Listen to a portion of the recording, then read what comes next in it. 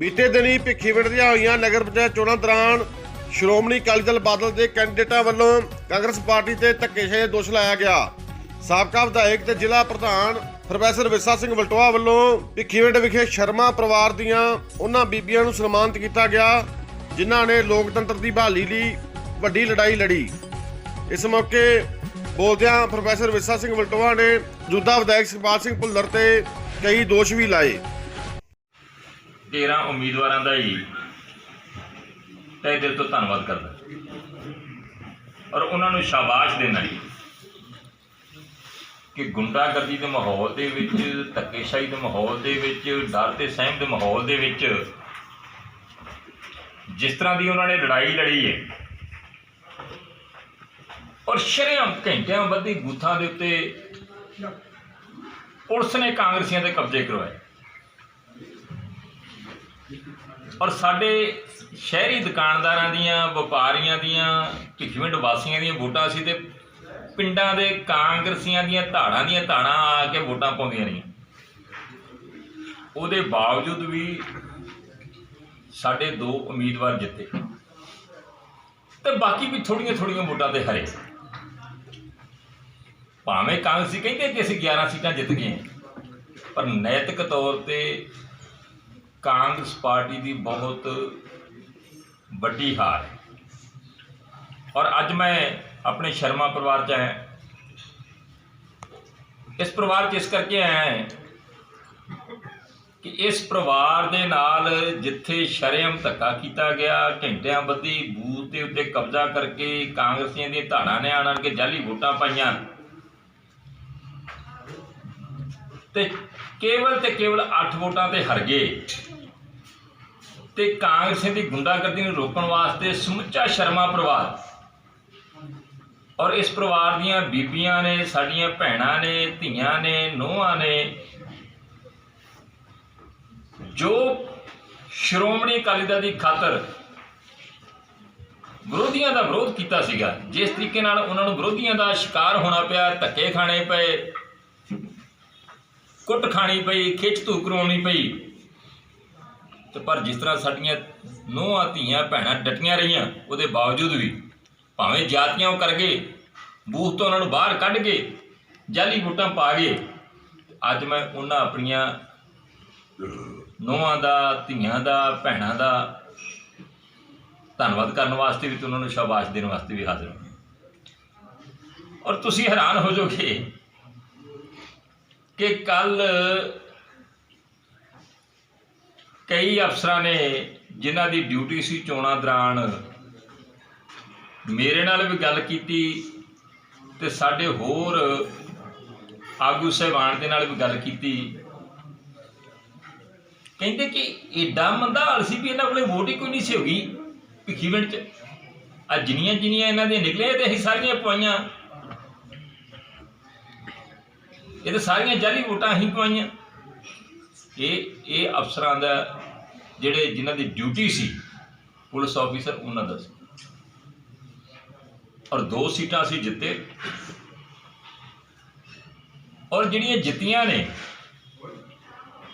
साडे साबका प्रधान नगर पंचायत दे सरदार अमरजीत सिंह ढिल्लों जिहड़े 6 वार्ड तो जित्ते ते साडे 5 नंबर वार्ड तो बीबा शमा धमण जी जिहड़े कि सपत्नी ने रिंकू धमण जी के साबका MC साहब दे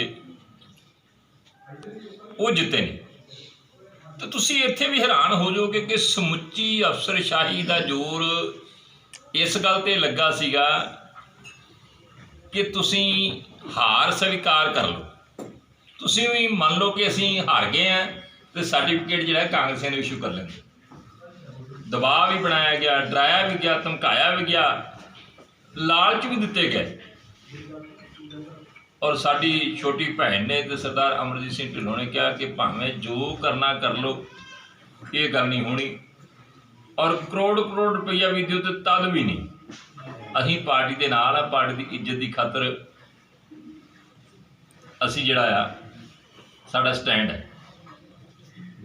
और मैं शाबाश देना है रिटर्निंग अधिकारी नूं ਉਹਦੇ ਉੱਤੇ भी दुनिया जहान का दबाव पाया गया कि तू रिजल्ट जिहड़ा आ ਦੂਜੇ ਪਾਸੇ ਡਿਕਲੇਅਰ ਕਰ। ਉਸ ਚੋਣ ਅਧਿਕਾਰੀ ਨੇ, ਰਿਟਰਨਿੰਗ ਅਧਿਕਾਰੀ ਨੇ ਦਬਾਅ ਦੇ ਬਾਵਜੂਦ ਸੱਚ ਤੇ ਪਹਿਰਾ ਦਿੰਦਿਆਂ ਹੋਇਆਂ ਜਿਹੜੇ ਹੈ ਸ਼੍ਰੋਮਣੀ ਅਕਾਲੀ ਦਲ ਦੇ ਉਮੀਦਵਾਰਾਂ ਨੂੰ ਸਰਟੀਫਿਕੇਟ ਇਸ਼ੂ ਕੀਤੇ। ਤੇ ਮੇਰੇ ਦੱਸਣ ਦੀ ਲੋੜ ਨਹੀਂ, ਤੁਸਾਂ ਅੱਖੀਂ ਦੇਖਿਆ ਆ, ਤੁਸਾਂ ਕਵਰੇਜ ਕੀਤੀ ਹੈ ਕਿ ਕਿਸ ਤਰ੍ਹਾਂ ਇੱਥੇ ਕਾਂਗਰਸੀਆਂ ਦੀਆਂ ਧਾੜਾਂ ਨੇ ਆ ਕੇ ਬੂਥਾਂ 'ਤੇ ਕਬਜ਼ੇ ਕੀਤੇ ਤੇ ਜਾਲੀ ਵੋਟਾਂ ਪਾਈਆਂ। ਤੇ ਮੌਜੂਦਾ ਵਿਧਾਇਕ ਕਹਿੰਦੇ ਹੈ ਕਿ ਇਹ ਕਾਂਗਰਸ ਦੀ ਜਿੱਤ ਹੈ। ਬਾਬਾ ਦੀਪ ਸਿੰਘ ਜੀ ਦਾ ਪਵਿੱਤਰ ਸਥਾਨ ਹੈ ਭਗਵੰਡ ਸਾਹਿਬ। ਹੁਣ ਛੋਟੀਆਂ ਗੱਲਾਂ ਛੱਡੀਏ, ਵੱਡੀ ਗੱਲ ਕਰੀਏ। ਵਿਧਾਇਕ ਸਾਹਿਬ ਉੱਥੇ ਆਣ ਕੇ ਦੁੱਧ ਪੁੱਤ ਦੀ ਸਹੁੰ ਖਾ ਕੇ ਕਹਿ ਦੇਣ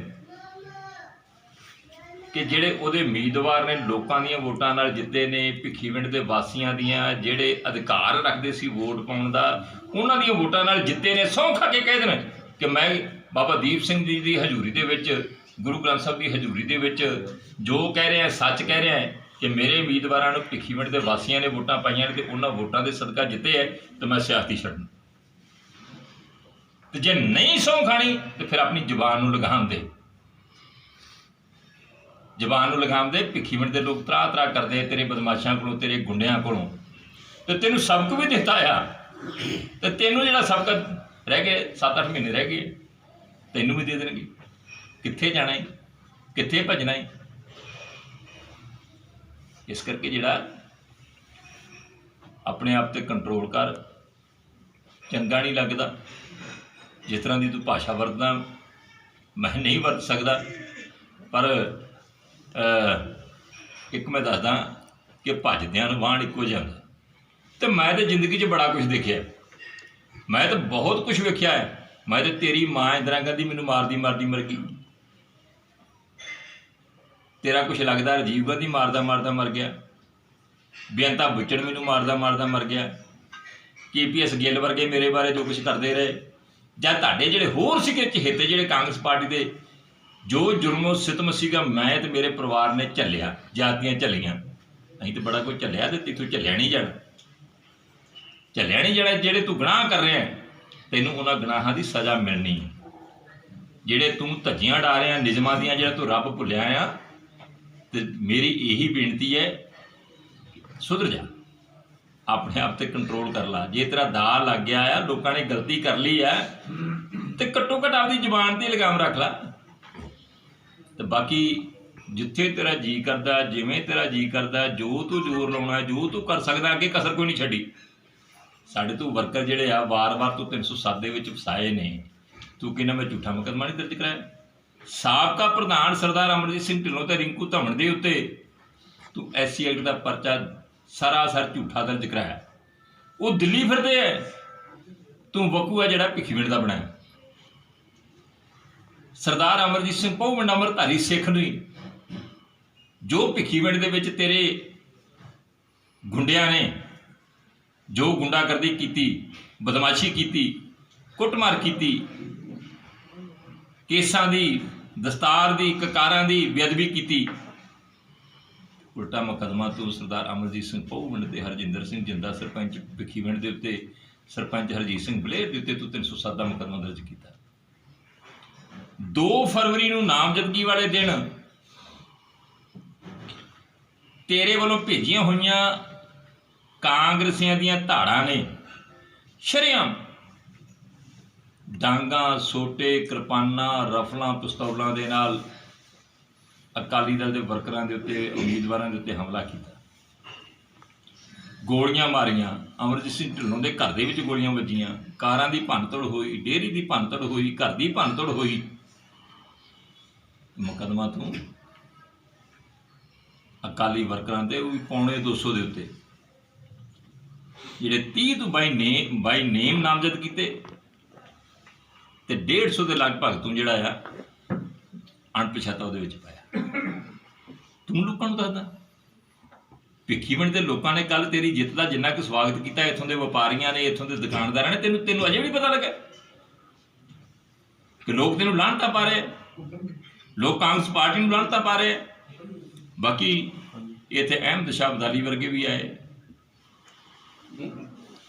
ਜਿਹੜੇ ਲੁੱਟਣ ਵਾਸਤੇ ਆਉਂਦੇ ਰਹੇ, ਤੇ ਤੂੰ ਇੱਥੇ ਚੋਣਾਂ ਲੁੱਟਣ ਆਇਆ ਸੀਗਾ, ਤੇ ਲੁੱਟ ਤੂੰ ਵੈਸੇ ਵੀ ਮਚਾਈ ਆ, ਕਿਸੇ ਪੱਖੋਂ ਨਹੀਂ ਛੱਡਿਆ। ਤੂੰ ਇਲਾਕੇ ਨੂੰ ਟੁੱਟ ਲਿਆ, ਤੂੰ ਸਰਪੰਚੀਆਂ ਤੂੰ ਵੇਚੀਆਂ,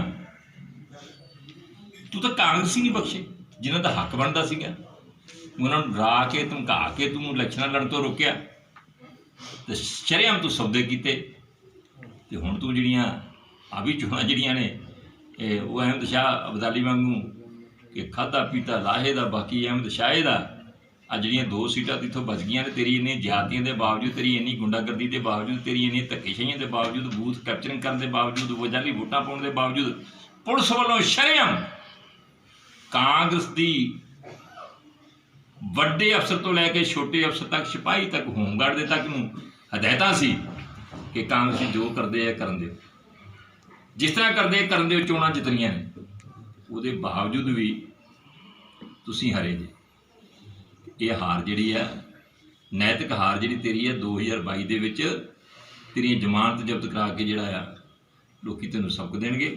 ਸੋ ਮੈਂ ਅੱਜ ਆਪਣੇ ਸ਼੍ਰੋਮਣੀ ਅਕਾਲੀ ਦਲ ਦੇ ਸਮੂਹ ਉਮੀਦਵਾਰਾਂ ਦਾ ਧੰਨਵਾਦ ਕਰਨ ਵਾਸਤੇ, ਸ਼ਾਬਾਸ਼ ਦੇਣ ਵਾਸਤੇ, ਤੇ ਸ਼ਰਮਾ ਪਰਿਵਾਰ ਦਾ ਧੰਨਵਾਦ ਕਰਨ ਵਾਸਤੇ, ਤੇ ਆਪਣੇ ਨੂੰਹਾਂ ਧੀਆਂ ਭੈਣਾਂ ਦਾ ਉਹਨਾਂ ਨੂੰ ਸ਼ਾਬਾਸ਼ ਦੇਣ ਵਾਸਤੇ ਹਾਜ਼ਰ ਹੋਇਆ। ਬਾਕੀ ਤੁਹਾਨੂੰ ਵੀ ਬੇਨਤੀ ਹੈ ਕਿ ਜਿਸ ਤਰ੍ਹਾਂ ਤੁਸੀਂ ਇਹਨਾਂ ਚੋਣਾਂ ਦੌਰਾਨ ਸੱਚ 'ਤੇ ਪਹਿਰਾ ਦਿੱਤਾ ਹੈ, ਗੁੰਡਾਗਰਦੀ ਨੂੰ ਨੰਗਿਆ ਕੀਤਾ ਆ, ਬਦਮਾਸ਼ੀ ਨੂੰ ਨੰਗਿਆ ਕੀਤਾ ਆ, ਧੱਕਿਆਂ ਨੂੰ ਨੰਗਿਆ ਕੀਤਾ ਆ, ਇਸੇ ਤਰ੍ਹਾਂ ਹੀ ਆਉਣ ਵਾਲੇ ਸਮੇਂ 'ਚ सच के उत्ते पहरा देंदे रहे। बहुत बहुत धन्यवाद। ताज़ा तरीन अपलोड्स की नोटिफिकेशन हासिल करने के लिए हमारे चैनल को सब्सक्राइब करें और साथ में दिए गए घंटे के निशान को दबाना ना भूलें।